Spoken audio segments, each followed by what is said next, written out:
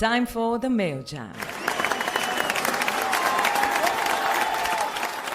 Hi, I'm Shruti Bhola, batch of 99 from the Mayo Jam Podcast. And this is our 27th episode. We've crossed the 6-month mark with the Mayo Jam. And if you've been on this journey with us from the start, thank you so much for listening. And if you're just about discovering us, well done on finally finding us. Where have you been? So if you want to perform a song, share some poetry, or do some dramatic storytelling, do reach out to us by filling a form, which is given in the description.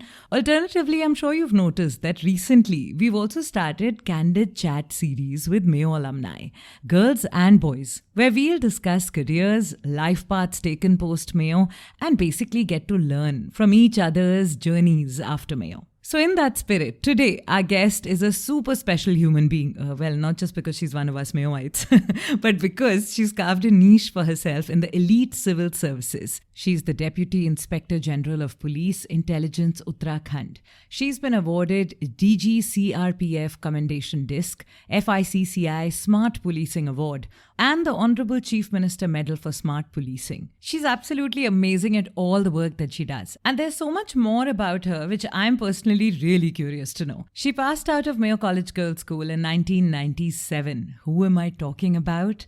Well, Nivedita Kukreti. Hi Nivedita Di, welcome to the podcast. Hi Shruti, thank you so much for inviting me over, and thank you for the lovely introduction. I hope I've got everything correct, and I'm sure there's much more that so far you It must couldn't have been better. Believe me, I can't. When it comes for me to talk about myself, I wouldn't have introduced myself and giving myself so many laurels. So thank you so much. First of all, even before we begin, it's a huge milestone that your batch has crossed this year. You passed out of school in 1997 and your batch has finished 25 years since you guys passed out. So huge congratulations for that. Thank you so much. 25 years away from school. It seems that it was just yesterday that we were in school, Yeah. And suddenly now we are 25 years. 25 years since we passed. All of us have our families, and our kids, a lot of my batchmates' daughters are studying there. Yeah. So it's like a full circle. Yeah, very recently, we also had a podcast with a couple of your batchmates. I think all the house captains, had come together and they told some really crazy stories from back in the day. So your batch was known to be one of the naughtiest batches. Now, the kind of work you're into right now, it's a bit strange to know that somebody from that batch is coming out and doing such good police work. So what were you like in school? First tell me about that. And if today you met your batchmates, the same, troublemakers, what would you do to them? None of the trouble was intended. The intention behind it was never bad. It was just fun. In fact, that podcast basically made me relive so many memories of, I was in the arts section, humanities section. Right. So Hima and Sabri, all these guys, they were all my batchmates. Yeah. So that section was full of fun. We had the naughtiest girls amongst us. I think I was a very quiet girl who was just with herself, and I loved playing and debating. These were the two things I was into, which I really enjoyed. And cricket, cricket was something which I used to play, and I was in the team also, and we used to go out together. So there was another, apart from having fun in the school, we had this group of girls who were all of us. We used to go out for interstate and interdistrict championships. So it was on the whole a lot of fun. I think my batchmates, if they meet me right now, quite a few of them have met me. They say that I haven't changed. I'm still the same. Oh, that's nice. That's lovely to know. At school, everyone's lives are so entangled that it's almost crazy to imagine that when we graduate from there, the turns that life takes and how lives bifurcate and become different. So take me through your life. Once you got out of Mayo and then you did your college, did you make up your mind already about getting into policing? For me, my parents, as you know, my father was teaching in Mayo Boys, and I would come over first. But I used to be in school since the morning till the evening. I would go back after dinner. So literally, my entire day was spent out there. And when it came to, the fact that you're asking me about policing, I always wanted to do civil services. Right. I mean, this was something which back, I think, in class seventh, I met one of my father's friends. He was in foreign services. So he was the one who first introduced me to what, civil services is about. And we spoke at length about what his job was, what kind of career was it, and what satisfaction he got out of it. I mean, so that was my first brush with civil services.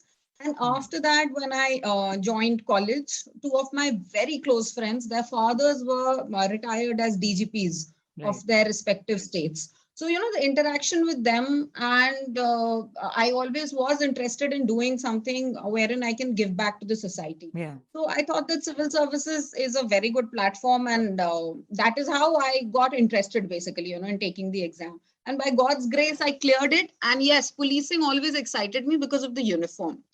Donning the uniform gives you a different sense of there's a pride attached to it. Absolutely. And there is also a kind of an aura around the uniform. Correct. Yes. Which whenever you see somebody, automatically your heart is full. I mean, that is what I've always felt whenever I don the uniform. So yes, policing was something I wanted to get into. The elite services, I mean, UPSC clearing the civil services, they are the elite services of the country. Right. And thankfully, by God's grace and parents' blessings, I was able to do it. So here I am. And extreme hard work, extreme hard work from your end, because I know it's very difficult, and I know people who try for years and years before they can get somewhere. And for you to have managed it in a short span and then continued on your path, I think hats off to you already. That's brilliant. So it's interesting that you mentioned how you were very interested about police uniforms, because when I was researching about you, I read a very interesting thing that you kind of regulated the police uniform as well. So how did that happen? Our men, we have people who have to work. Our men have to work in the field for 24 hours into 365 days. There is no break as such for police people, Right. So kind of uniform they're wearing, we need to provide them with functional uniforms. Whatever they're wearing, they have to suit the weather. They have to suit and another thing is that our uniforms generally, basically for City Patrol unit, I had designed the uniforms, and the entire unit, the idea and how it was executed, that was all my efforts. So for them, with the uniforms, basically what kind of uniforms they would wear, what all would it have, the kind of pockets, basically designing it with the idea of giving maximum comfort to them, at the same time allowing them to be hands-free. Wow. Because they have to carry their challan books, they have to carry walkie-talkie sets, they have to carry a lot of things. Yeah. So you just have 2 hands and 10, 5 fingers. Yeah. So you really can't manage all of it in hand. So with that viewpoint, the uniform was designed. And apart from that, yes, we also focused on the women who are a part of the services. For them also, we require certain changes in the uniform. So that is what I was a part of. And yes, I did try to contribute my bit to it. Wow. Like you said rightly, that, there's a sense of pride that comes with the uniform. And for that to be comfortable for our civil servants, that would be like a number one priority. That seems like such an important, fundamental, like a very foundational thing to have fixed. So it's quite cool. If I ask you, what is your day like? How do you go about your day? What happens in your day? Shruti, I really cannot give you an answer for that, because believe me, the kind of service I am in, every day is different. Every hour is different. There are times when you would feel that, okay, I have prepared, tomorrow my day is going to be like that. Yeah. And suddenly it will be all reversed, because there would be something or the other, some challenge which would have come up. You'll have to go and face it, especially during the field days. I mean, I was never sure where I would be the next hour. Because it was like you get up in the morning. Generally we used to go for parade, like Friday. If I tell you a typical Friday of a police officer who's setting a trip. Yeah. Morning, we wake up, we go to the police lines, and the entire force on Friday collects together, and they are basically they perform the parade. There is drills which take place, right. And you're supposed to supervise that. Then you take a line of the police lines. I mean, you take a round of the police lines. After that, you head to the office. and then you meet the public. The next, you don't know. If there's a law and order situation, you'll have to run there. If there's a crime happening, and no day goes without crime, every day there's something or the other happening. You're literally running everywhere, going and seeing what is happening, directing people, giving them, guidance as to how to deal with a particular crime or how to deal with this law and order situation, or Right. you're mostly on your phone. Right. So it's like, you don't have time to even think that, okay, when will I have my next meal? So most of the time, what most of us do is that we carry, fruits, or we would carry something along with us that, okay, wherever you can eat something, or when we move out of the house, you would always eat and move out because you don't know where and when your next meal would be. So Wow. that is the kind of service I am in, Yeah. where there are so many challenges, there are so many this thing. I'll tell you an interesting story. What happened that when I was assisting Dehradun, I barely used to get time. Right. So one day my son really complained, and he said that he was very small at that time, that Mama, we don't go anywhere, you don't take me anywhere. So I decided, along with him and my one of my junior colleagues wife, we all decided that, okay, let's go somewhere today. For a change, we'll go for a picnic. Hmm. Believe me, we left, we reached halfway, a crime happened, and I had to carry both these people along with me to the crime scene. Oh And my no. son and my friend, I mean, the junior's wife, they were so disappointed. They said, Ma'am, we'll never Oh. go out with you. So that's how the life is, and that is how, the work schedule is, that you never know. You plan for something and something else will happen, and Yeah. then you'll have to take care of that. Yeah. Then what keeps you going? Because it is a tough life. And what you're describing, I'm sure, is not even 1% of what the hardships that you actually go through. So if today any of the Mayo girls who are still in school or just out of school, or, the young people are listening and they are wondering, because now one has so many options. So it's interesting to know that despite all the hardships, you're so passionate about it. So where does one, yes, is the love for the country and the love to make that change. But where does that passion come from? See, it has to come from inside, And the other thing I feel is the fact that if you want to really do something and you want to make, you want to make a change in people's lives, Yeah. believe me, these are the services to be in. You can touch so many lives with one go. Mm. One decision of yours impacts the entire district. So the Yeah. kind of change bearer you can be, I think no other service will give you that. No other platform gives you that. You may work in an NGO, you may head an NGO, you may do charity, you may work in HR department, or you may end up doing very well in other fields. Yeah. But the number of people and the kind of people you are touching, Mm. you would end up in, and the horizon this service gives you. Yeah. You meet people from the the lowest strata of life to the highest. No other, believe me, no other service gives you that option. I will end up meeting with a beggar on the road and change his life. At the same time, I also get to interact with the president and the prime minister of the country. So you understand this vast expanse of people you're dealing with. Yeah. And the kind of experiences, the humbling experiences which come with it, they're life changers. And it is for this very reason that somebody who really feels that they can make a change, they should join this. We as youngsters, often I've seen them saying that, oh, nothing is happening, nobody is doing anything.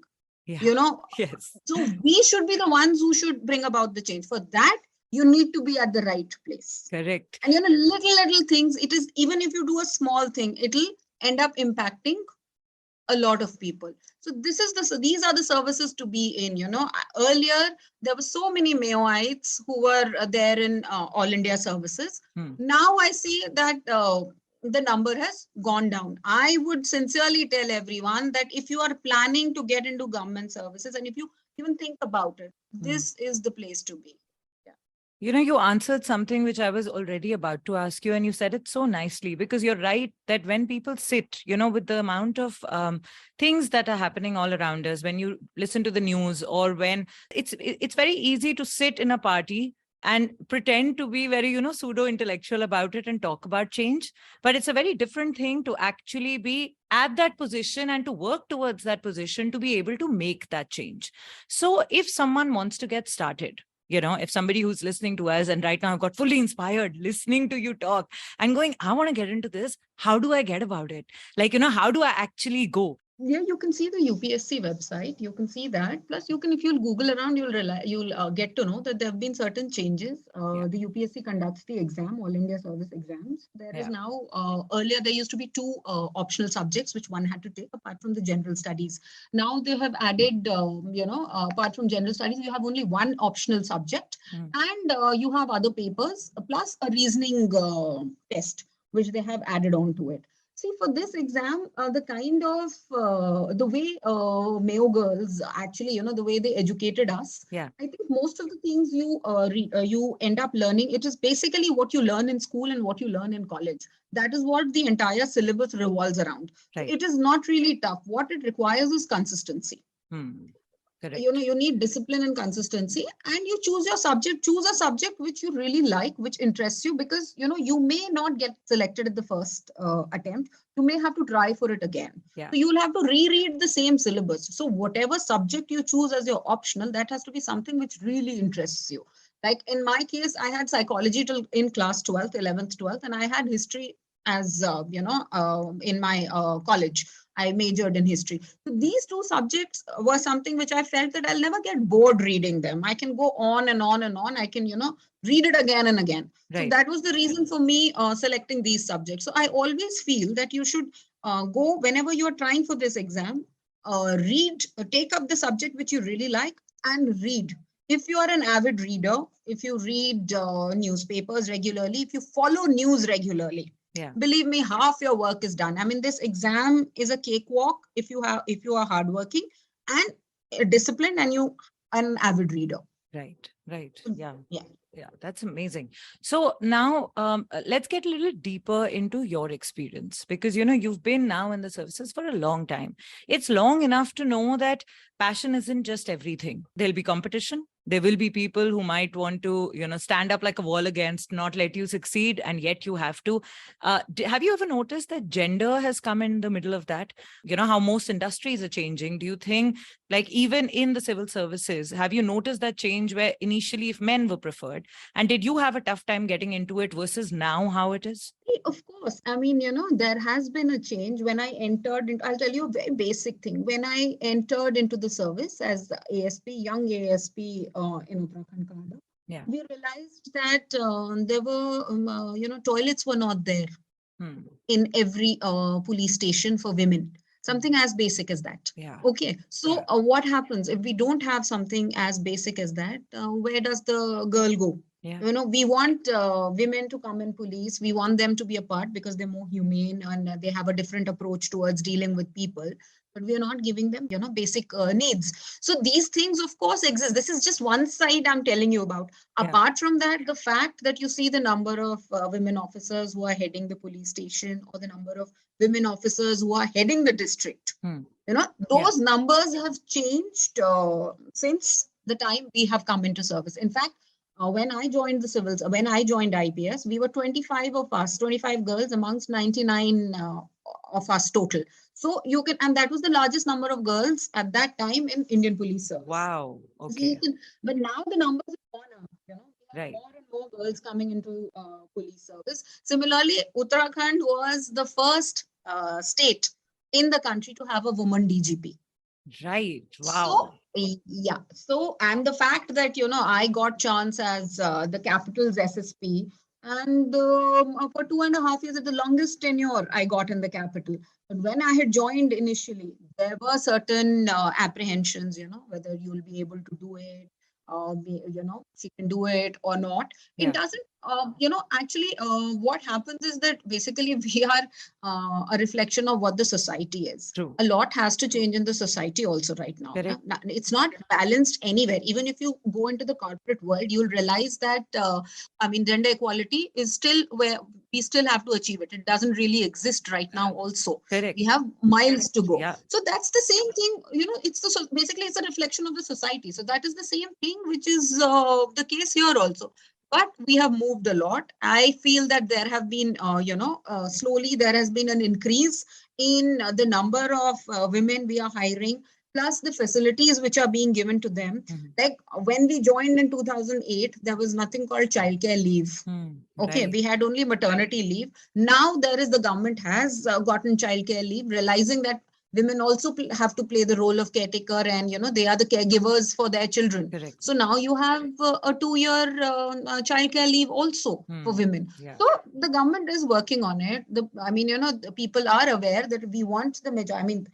A section which forms 48% of your population. If you want them to come up and you want the society to develop on a whole, you'll have to give them the opportunities. Correct. And you have to leave. What is equality? Equality is that you leave no one behind. And how do you leave no one behind? You have to work on it. Yeah. And we are all working on it. You have to invest in better conditions for women, and that is what is happening now. You have toilets, something as basic as a toilet facility. It is there everywhere in all police stations. So officers do look at it, and that is how change brings about. Yes, slow. We are slow in this thing. It's not as fast as you would say that okay, we come up with a policy today and tomorrow it is done. Yeah. It takes time, but we are working towards. Right. So, see, you're the perfect person actually to talk about this change, because like you said, society on a whole needs to do this. Yes, correct. But sometimes we already feel that, hey, this is going to be difficult for me. So why take it up? So a lot of girls who might be thinking that, saying, already life might be tough. Now, if I go into the sector of civil service as a career, what are those 2 negative points and 2 positive points that are there to get into civil services as a woman? For me, I would say that I'll not give you 2 negative points. What I'll say is that, see, no job would things always be very good. Okay, and nor would you get all what you want in one job. Yeah. See, so in civil services, yes, work-life balance is something that when you try to achieve it, it is heavily favored in terms of work. Yeah. Okay. Yeah. So your personal life, definitely it suffers. But believe me, if you ask a CEO of a bank or you ask a CEO of a company, for them also work-life balance, work It always trumps. Yes. Yeah. Okay. Yeah. So, the scales are the same everywhere. Correct. The advantage with this service is the number of people you touch, is the kind of the satisfaction which it will give you. Okay, Yeah. that will be much different than any other job. Yeah. I still remember when there was this lady whose son was kidnapped. Oh. Child was kidnapped. It took us 14 days to recover that child. Wow. Okay, but once we recovered the child and I handed over the child to her, her eyes said it all, Yeah. And the way she was thankful to me, people still remember you for the deeds you have done, and they keep coming back to you. It all comes back to you, and I genuinely believe in this, that if you do good, good will come back to you. And they remember you and they say that, oh, आपने ये चीज किया था, आपने मेरी ऐसे मदद की थी. So that is something which is that no one can take it away from you, na? Matlab, that is your wealth. True. Can never put a price on gratitude. Correct. Yes. Yeah. Yes. So that is something which you will get in other jobs. I'll not say that you will not get, but the amount and the number would be much more in this service. Wow. I'm getting goose flesh listening to you right now. Like, I'm almost like, I'm sure you have so many such wonderful stories of actually helping people in the real terms of what help truly means. So, which is absolutely, like, it's just amazing to talk to you about it. But now going forward, what is your vision? I wouldn't go so far to say for the country, but I know that, a person like you would constantly be figuring out what's next, how to fix, how to improve, how to bring that next change. So what's on your horizon currently? What is your mind space occupied with? Tough question, because there's so many things which go in, I'm like, I want to do this also, I want to do that also. True. I'm constantly wanting to do something or the other. But as of now, I would say that I'm focusing more on myself. I have thought about that in the next stage, maybe I would take up something in train and something which would enhance my skills and would help me in contributing better towards my job. And because thankfully, as I was saying, that the kind of exposure this service gives you, there are certain scholarships for us which we can apply for, and the government of India pays for you studying. It pays for you to, go abroad and up whatever course you want to. And government of India also, pays for all the adventures in life that you want to undertake. If you want to take up some new study, and if you want to, work on something else. As of now, that is what I'm contemplating as to how to not become intellectually stunted and move forward. Wow. That's quite a personal goal. And I'm pretty sure it's going to set you up and you're going to bring some major change, which we completely look forward to. And in whatever way, Mayo is like right behind you. We're all there for you in whichever way we can assist you. Please, just reach out and everybody's there with you. Thank you. It has been so fantastic and very enlightening to talk to you. Just you casually talking has given me so many reality checks in life that the amount that I'm getting to learn just listening to you, I think that itself is priceless. So thank you so much for that. And thank you for taking our time to chat with us today. Thank you. Thank you for giving me this opportunity of interacting and, putting forth my voice and sharing my views. Thank you so much. It was indeed lovely talking to you. This podcast is brought to you by Mayo Girls Alumni Association. If you're a Mayoite and wish to participate, email us on mayocollegegirlsalumni@gmail.com.